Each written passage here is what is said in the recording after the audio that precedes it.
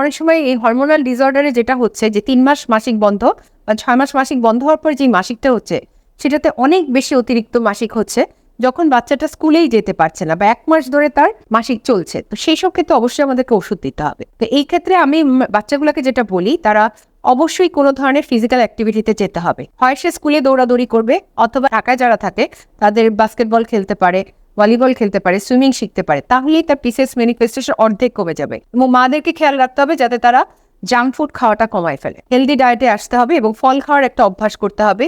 Protein জাতীয় খাবারের মধ্যে দুধ, ডিম, মাছ, মুরগি খাওয়ার অভ্যাস করতে হবে। শুধু কার্বোহাইড্রেট খাওয়া বা মিষ্টি জাতীয় খাওয়া, বিশেষ করে চকলেট খাওয়ার যে অভ্যাসগুলো, এগুলো থেকে বের হলে অর্ধেক ঠিক করে ফেলা যায়। আর তাদের ইয়ারলি একটা মোটামুটি 1.5-2 মাস পর পিরিয়ডটা করায় দিতে পারলেও ভালো। আর যাদের হচ্ছে একদম অনিয়মিত অথবা অতিরিক্ত ব্লিডিং যায়, তাদের ক্ষেত্রে আমাদের কিছু হরমোনাল ড্রাগ আছে, যেমন গায়ন 35, অনেক ক্ষেত্রে পিলও দেওয়া যায়, কিন্তু পিলটা এই বয়সে আমরা সাধারণত দেই না। আর খুবই স্থূলতা যাদের আছে বা ইনসুলিন রেজিস্টার আছে, তাদেরকে অনেক সময় আমরা মেটফর্মিন দিই বা ওজন কমানোর কিছু ওষুধ দেওয়া হয়ে থাকে।